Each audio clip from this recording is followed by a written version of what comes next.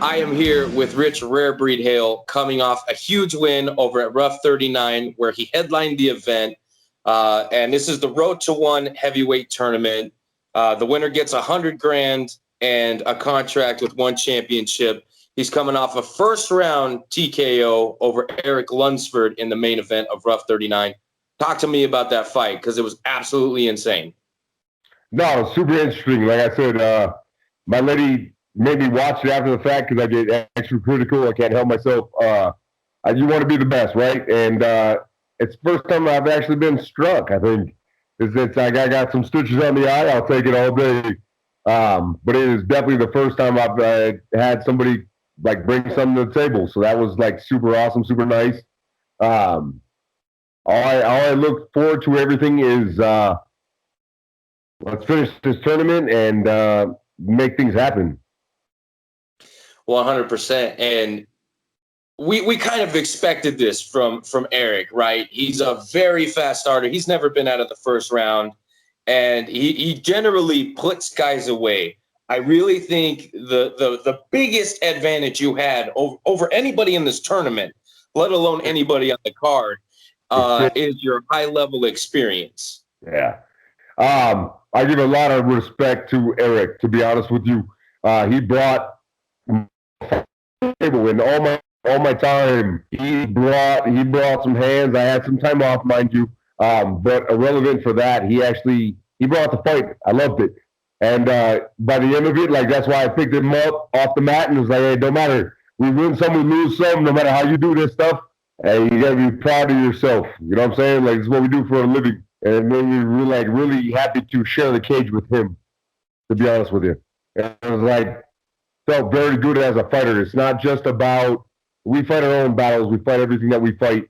But it was like super respectful to see the man that stood before me, because he was in there to knock my head off. I felt it.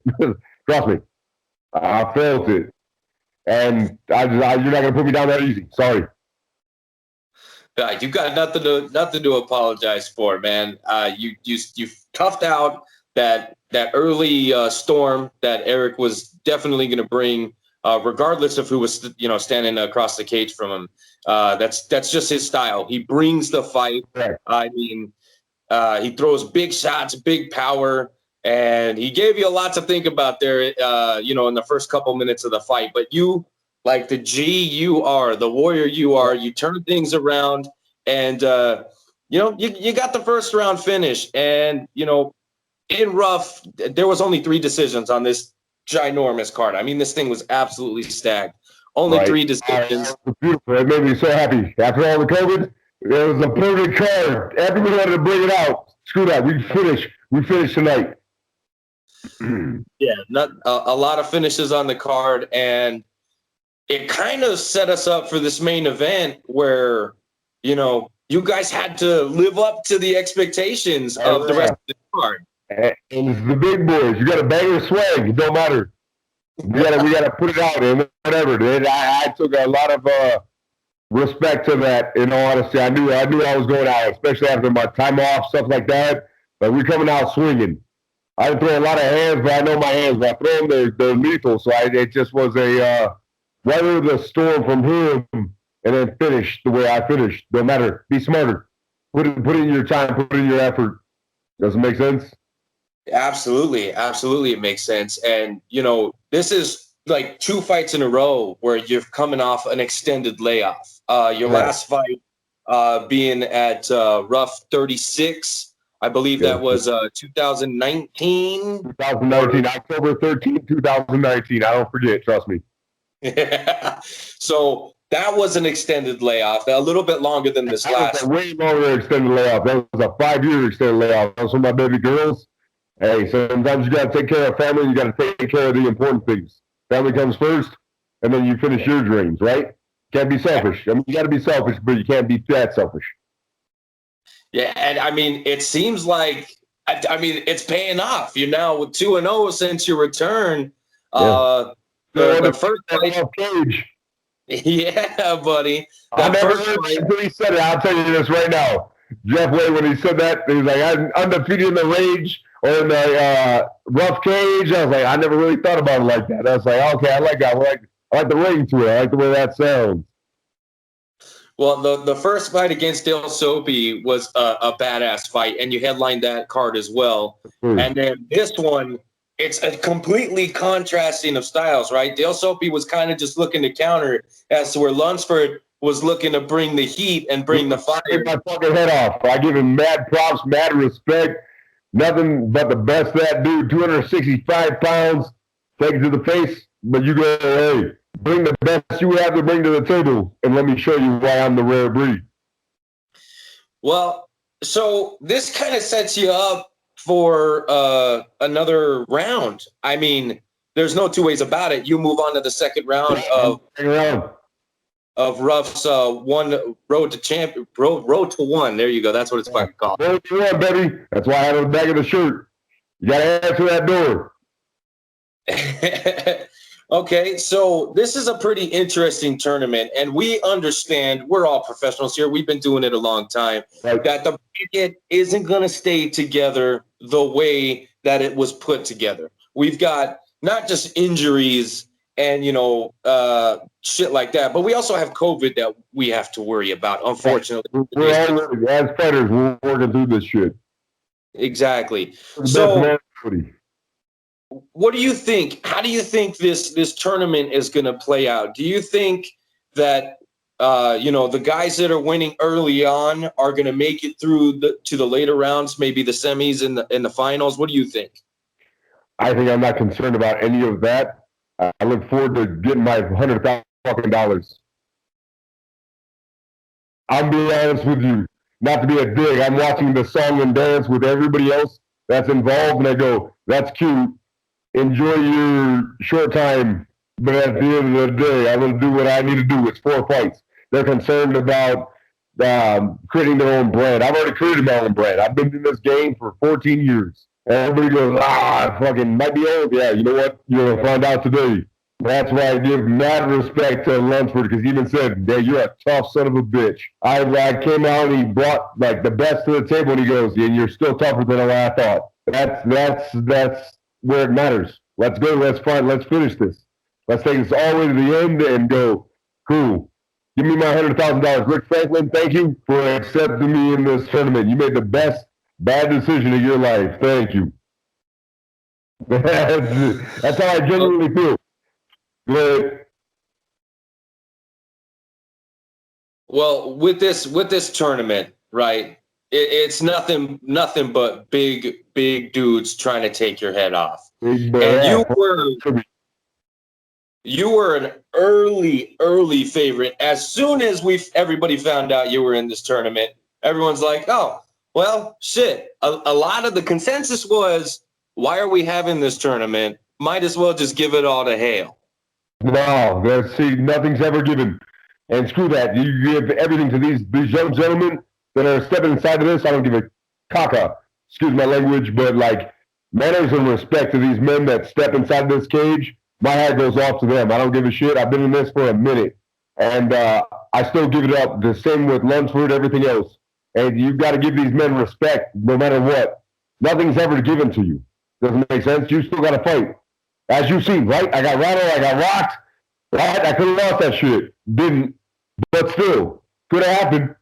You got to be realistic. You got to be understanding. Hey, you know what? He came out there and he fucking gave me hell, and I love him for it. To be honest with you, because I was like, okay, copy. Wake up the rare breed.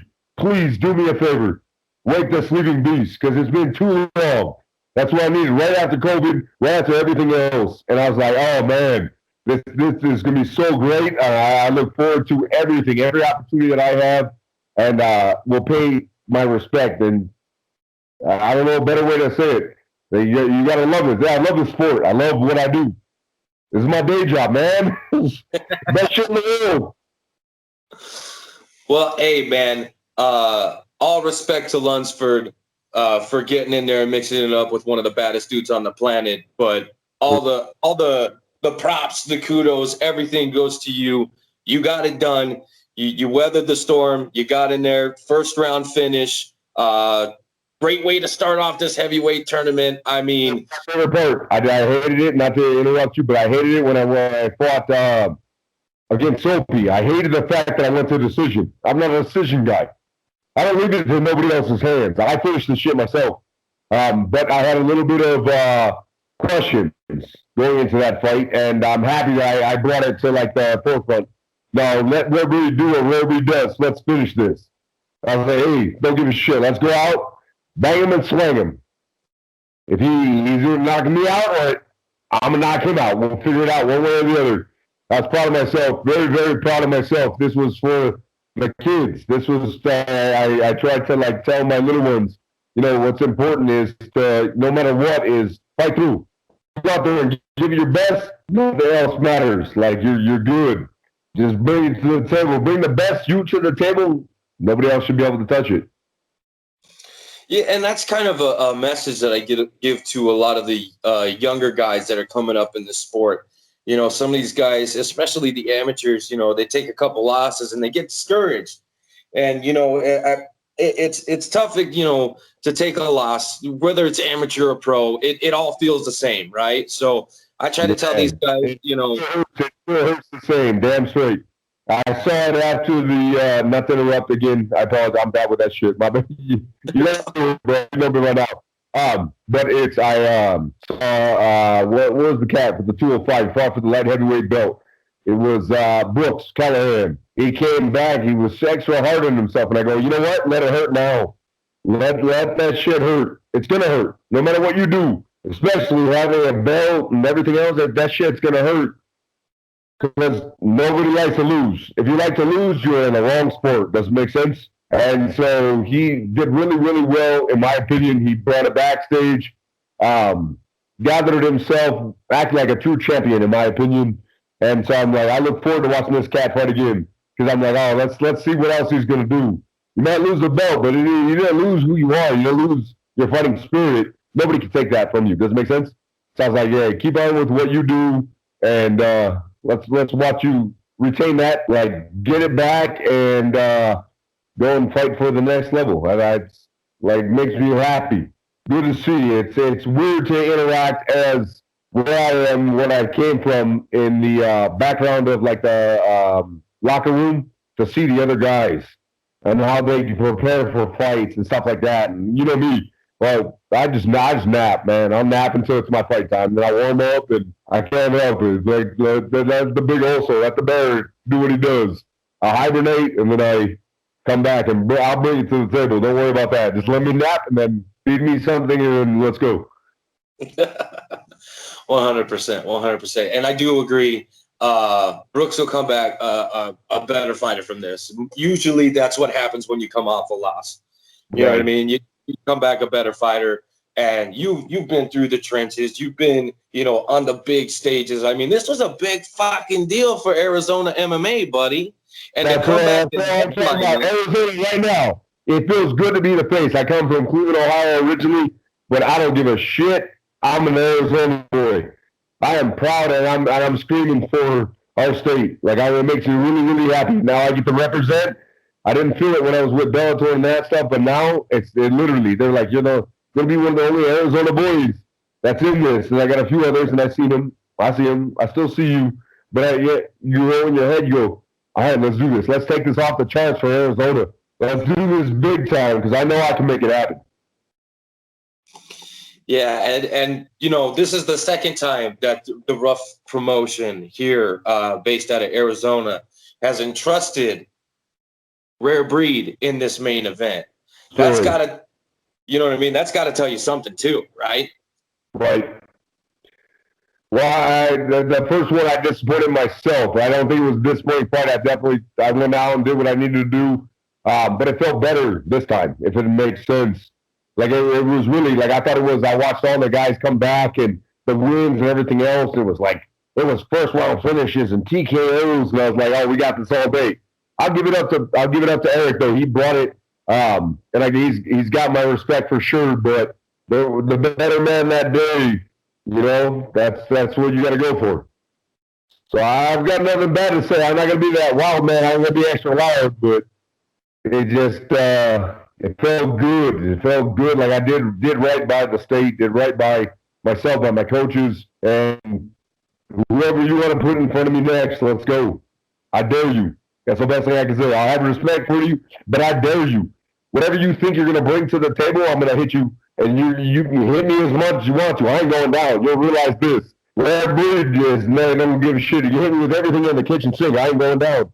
And you still have to fight that fight. Good luck, motherfuckers. Yeah. I mean, you got hit with some big, and you did not go down. You did not go down. My mama taught me you don't quit. Don't give a shit. You don't quit on nothing. You better fucking knock me the fuck out. Otherwise, I'll still end you. I don't give a shit. That's my one thing. I can guarantee this. There's a fight inside of this, man, that a lot of people are not prepared for. Hit me with everything we got. Go ahead. Give me some stitches. Worst damage I've taken. 14 years in the fight game. Most stitches I've ever taken. I usually get the fuck out the way. Give them props, a little bit of ring rust, knock it off, and get back to what we do. Who gives a shit? I've got a great camp right now. I've got great people surrounding me. Nobody stopped me. I'm telling you this right now.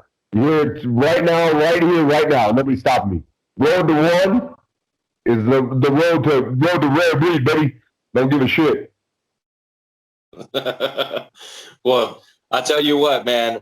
I'm excited to see who they pair you up with next. Do we have any insight as to when we might be able to see you back in the cage? I have nothing as of yet. As soon as they let me know, I'll let you guys know. I gotta restart my stuff. I've exited out of the social media. I just got back into Facebook and that stuff. Hence the whole brand new package. But we're rewriting the story. We're finishing what we started. Got some talk from the coaches and stuff like that. Like, let's do what we do. Okay, copy. And that's why I took this fight on a 3-week notice. I deleted the Facebook, got rid of it, needed a fresh start, started to back up, and a day later I got a notice. Hey, Rich, we want you to fight on this card. Let's do it then. Didn't change a damn thing for me. I was like, let's do it then. I got to find a camp, make sure Arizona was good. And now I found exactly everything I've been looking for in 14 years. Everything I've been looking for. So I feel bad for everybody else that's in the tournament. Realistically. Not only you guys got to see the rare breed off of the training in the past that was like illegitimate and a little bit of jiu-jitsu here, a little bit of striking here. Now I'm actually in a good ass camp. I feel bad for everybody that's going to stand in front of me. I'm telling you right now, put this on everything. Put this on everything. Put this on my own little ones and my lady's little ones. Put it on the kids.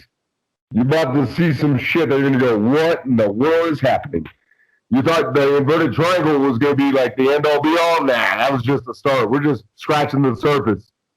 Let this heavyweight move like a heavyweight should move. And then let's finish what we started. Yeah, well, you came in way under the heavyweight limit. I think you came in, 252? Yeah, I don't know if I'd say way under. I mean, yes, I understand, but I don't cut weight to be a heavyweight. I walk as a heavyweight, 205 to 265, very wide open class, correct? Pretty wide open. But it doesn't matter. Some of the best in the fucking world, just like Cain Velasquez, do it like 230, 240. Who gives a shit? You don't got to be a slob. You don't got to be a bum. Just go out there and do what you do. Best in the world right now for the largest organization, weighs 250 pounds, right? Miocic. Right? That's who Wildman fought, the guy that fought Miocic. It's on the record. Hey, hats off. Congratulations. Just because you fought somebody doesn't make you the best in the world. True. So, I mean, I really do feel you've hit like a new level. You've leveled up. Yes, sir. It's literally almost like I became Super Saiyan. It's okay. We can be nerds. I'm good with it. I'll Dragon Ball Z this shit. And honestly, it feels like that. And it's like it's the next step. It's what's going to be needed. And it feels really, really good. I'm willing and ready to take out anybody. So I don't know a better way to say it. This was just scratching the surface. This first fight was literally just to see where we were. Everything that comes following, you guys are welcome. That's all I have to say. You're welcome. Everything that goes into this is my heart, my passion, my dream. This is my love. This is what I do for a living. This is everything to me. Dead serious. Like this is. I believe you. I believe you 100%. Yeah. This is everything you've been, competing for a very, very, very long time. And it's, you know what? First and foremost, it's just good to see one of the baddest dudes getting back to fighting, getting back to doing what he does well. I mean, respect. and it was a pleasure. It was an absolute pleasure to be able to call your fights. Well, and I'll be able to call a bunch more because this tournament just keeps going until we get a fucking winner. So I get to look good too. You look good doing it too. That's just part. You look good. You kept it savvy. We're gonna do something about that baseball cap there in the suit. We gotta change that up. Get you a top hat or something. we'll figure out the hat game soon, man. The hat situation. It was absolutely honor. I watched the fight after the fact. I listened to you guys' commentary. Like it means a lot as a fighter. I'm not a Neanderthal. I bring a little bit of intellect to the table, and it was you guys did a good job. Made me happy. Thank you. Yeah, absolutely. Mad respect. I will say that throughout the entire night, I had to remind myself that I was a commentator because I kept just watching the action and going, oh. So you'll hear a lot of that throughout the entire night. Like, oh, shit, you're supposed to be talking. Yeah, he's going good with that takedown right there. My favorite part was you came through with that was a solid transition. I was like, my dude with his words, I love it. I promise you everything. I watched the fight after the fact, and I talked my lady through the commentating everything. And for her to understand, she knows nothing about fighting. Not a damn thing, not a lick. So she met me and watched the fights, everything else, and he goes, well, I really like those guys. They said nice things. And I go, well, that's good. But I was like, but let me give you a little background. I told him about what me and Ed went through with the whole jaw situation in the hospital. I don't know if he talked to you about it or not. But I was like, explained all of it. And she goes, oh, crap, that's that dude? And I was like, yes, ma'am. So I was like, oh, and then that's, she knew you from the interview we did from Sophie. Yeah, she was like, oh, it's the same guy, right? And I was like, yeah, that's my boy. And she goes, oh, okay. It's like putting it all together from like a non-fighter perspective. So it made me really happy. That's dope. Well, like I said, you the whole night made it really easy to commentate because all the fighters showed up. The finishes were fantastic. The pro card definitely lived up to the hype, minus that one fucking loser, right? So, proud about that. Whatever happened with that guy, I mean, I don't know the situation that well. I would say this. I felt bad for Roman Salazar for the fact that he got that opportunity on that large scale and was going to get his pay-per-view shot to display his abilities. Dude was ready. We can't say nothing about his opponent, but I can definitely say a lot about him and give mad respect. Dude was ready. He brought it. He was ready to go out there and scrap. Win, lose, or draw, he brought it to the table. I'm telling you this from the backstage, in between my naps, watching what he was doing to prepare. I felt in my heart, I felt bad for him as a fighter because I know how that feels to be shorted or to not have that fight. And I just want to say, mad respect, because Roman Salazar did everything that he needed to do to come and show up that day. He did everything the right way, and his opportunity was stolen from him. And it's truly just a whole fucked up situation. So definitely, fucking that sucks for Roman. And he was, man, I gotta say, he was looking the best I ever seen him. Yeah, I agree with that. Physically, he was looking fantastic. Way bigger, up a weight class, of course. He busted his corners, nose, backstage, just preparing, warming up. I was like, hey, that shit. Good looking out. His coach was just like, oh, I'll just stuff some paper towels in it. good luck and keep doing what you need to do because everything's about him right now. And so, yeah, it broke my heart a little bit, but you know what? He's going to get his shame. I think he will. I really do. Everything happens for a reason, type perspective. So maybe JT Wells, don't stare so hard next time you do a fucking stare down. Don't be such a fucking hard ass. I mean, he's a good dude, but don't put all that in, and then you can't make it out to the fight, man. Nobody likes that shit. Yeah, definitely not. But the rest of the card, absolutely phenomenal. Very easy. It made my job very easy. And then in the main event, all eyeballs were on you guys, and you guys both just fucking tore it up. It was a fucking fantastic finish to a finish, by the way. A finish. Really, 19 out of 23 fights. 23, 7-1, baby. And I finish fights. I don't like this. I don't like to leave it in another man's hands. We finish fights, no matter. He brought it out. He swung with the best that he had. I've been through that before. Last guy that did it to me was Thiago Santos. I knocked out his 2 front teeth with a 6-inch uppercut. Don't doubt me. Don't leave me underestimated. I'm not a soft dude. There's no soft in my blood. I can't do it. Just being honest. I like that. There is no soft in my blood. Yeah, you're gonna get a fight. I promise this. But again, like I said, a great finish to the card. A very successful night at RUF 39. Rich Rare Breed Hale capped things off in the main event with a quick. Well, what was the time? I honestly, I even asked my corner. I don't remember. It was like a minute something. It was from yeah, what I know.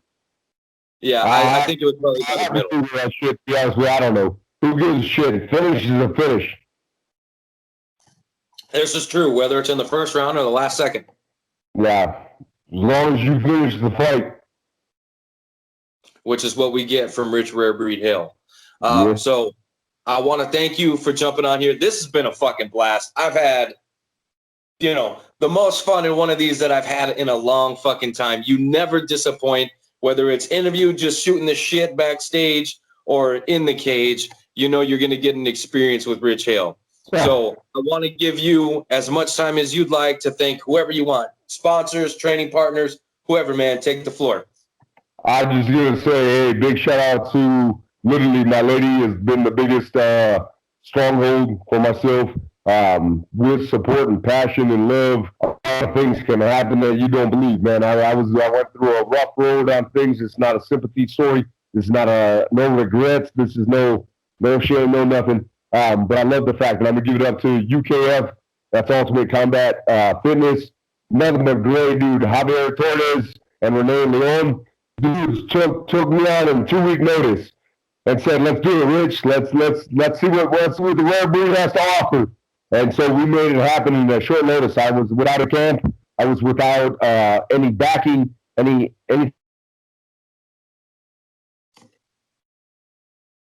good to like set it off, man. And that's what I tell you. This right now, the best connection right now. It's me and Javier Torres. I'll tell you this right now. Never would have thought in a million years. This man says, lead by example. I've heard this out of many men's mouths. This man actually lives by his example, and I say he's the best dude I think I've met in my entire life. And we're about to bring some stuff to this table that's going to make people go, holy shit. Like, Rare Breed ain't playing around. He went from 205 to heavyweight. He's eating everything that's been put in front of him. He's going to eat it up, and that's what we're going to do. We're about to, I don't give a shit what they put in front of me, and that's how I feel the same way with my coaching and stuff. They don't give a shit. They know my abilities. They see what I bring to the table every day. And so with all of that, just a big thank you, and big thank you to RUF. Thank you to Joel. Thanks for trusting me, bro. Like, it was not respect, and he gave me a lot. He goes, let's see what you can do. No pampering, no let me pat you on the ass and make it good. And he just said, I know you've been through rough times. Let's see what you got. He put me in the tournament. I go, hey, smartest thing you've ever done. That's exactly like I told Prue Bellator. And that was 2 title fights ago, right? So I'm due. I'm due for my belt. 3rd time's a fucking charm. And this is my time. This is my fucking time. So, anybody else that I missed, well, we'll see. thank you to listen by age. This is going to be thank you to McKenna, thank you to Roman, thank you to Heaven, and thank you to Sydney. You Neos, you kids make the difference for me. You bring out the best in me, and I appreciate the hell out of you for that. So that's the end of my skit, I guess you call it. But Hey, man. Very, very, very good shout outs there. And, the biggest shout out goes to the last winner at RUF 39, which is you, my man. Thank you for coming on the show. I know. Real quick, hey, big shout out to Eric Lunsford. Thank you for taking the fight. Manners and respect, man. He was a humble warrior. He brought the best that he had to the table, and I appreciate the hell out of that. But I know we're kind of dinosaurs in this industry. Us being the older cats. With this new generation. I'm a baby, man. I'm just a baby. So,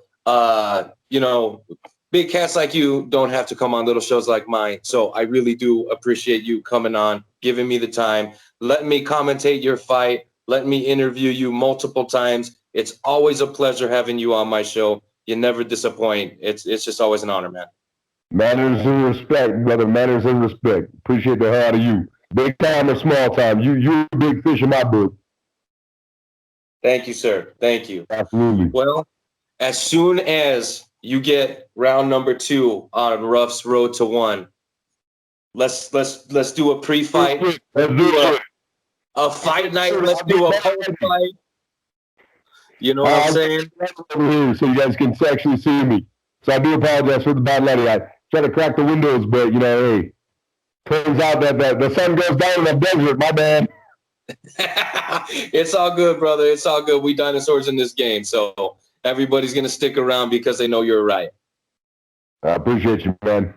Mad respect. All right. Well, from one warrior to another, we'll talk to you next time, sir. All right, brother. All right, man. Take it easy.